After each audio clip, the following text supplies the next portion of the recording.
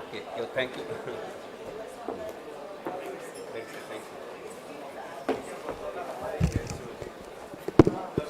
Okay, so I'm sorry I'm coming between you and the dinner. So my talk will be just 10 minutes, so please bear with us. And after the fantastic talks, especially by Aditya Pal Barlia, my talk will be very, very simple. So I'm feeling a bit smaller, no? But I'll try to make it like, fast. So basically we have done a study on diosmin, vinusmin, and it was a study for efficacy and safety of diosmin with tranexamic acid and mefenamic acid. So in AUB. So you may think, oh, AUB is also a topic, but let me tell you, if someone has got AUB, then definitely she has a lot of problem, and she can be really medical problem, and we have to treat her. And if you can treat it, in fact, one of my most satisfied patients of my life have been those whom I treated for AUB. They were so much anemic, though so much lethargic, that they could hardly do the work. And when I treated them, like they became so bad. One of my patients, actually, I had to do hysterectomy for her. She was 5.8 gram hemoglobin. So I gave her blood transfusion, did hysterectomy, and after that she came to my office with goggles and beautiful sari, and I couldn't recognize her. So, it's really, you can make a lot of difference to them. So this is the basically study which we did at AIIMS. So all of us know about abnormal uterine bleeding, heavy bleeding, frequent of uterine origin, diagnosis of exclusion by Palm-Cohen classification. As per, so all of you know about Palm-Cohen, polyp, adenomyosis, leiomyoma, malignancy, Cohen coagulopathy, ovarian dysfunction, endometrium, iatrogenic and not otherwise classified.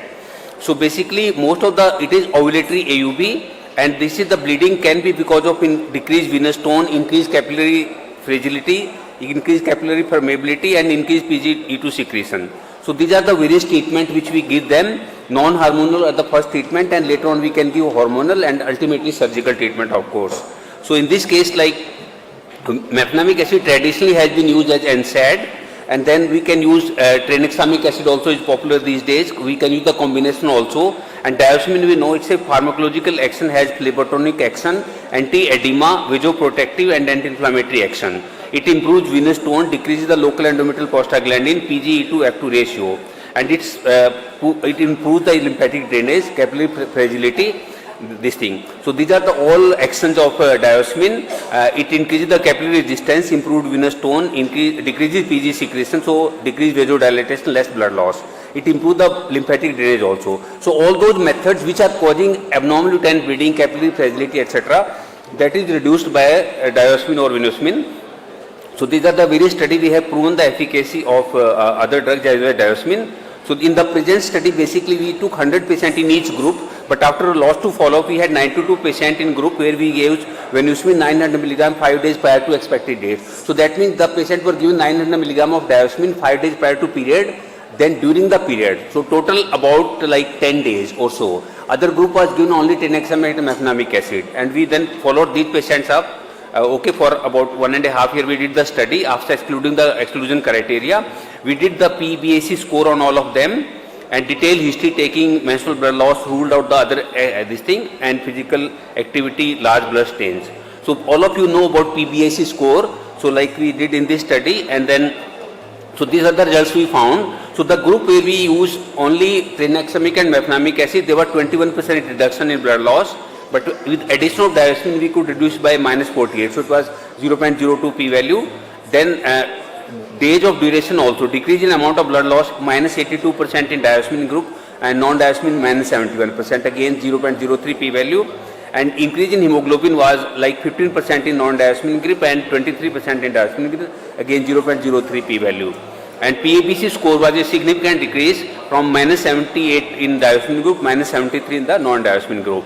And these are the other results basically, and there were not significant difference in them, but these last stage were significantly reduced after this.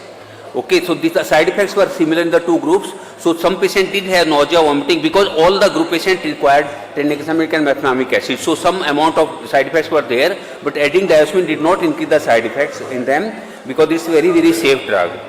So adding flavonoid, diosmin, vinusmin starting 5 days before onset of menses and during the menstrual period, so total 10 days period, along with traditional tranexamic and mefenamic acid for 3 consecutive cycles, associated with significant improvement in hemoglobin, decrease in PBSC score, and significant reduction in amount and duration of menstrual blood loss without any extra adverse effects.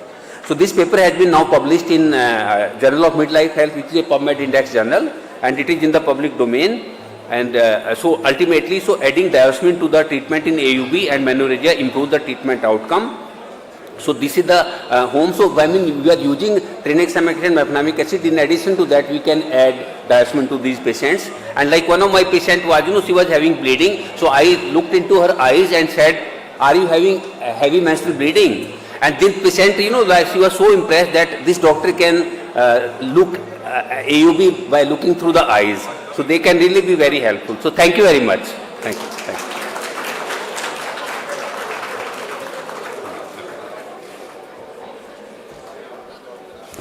Thank you so much, Dr. J.B. Sharma. Thank you. And now,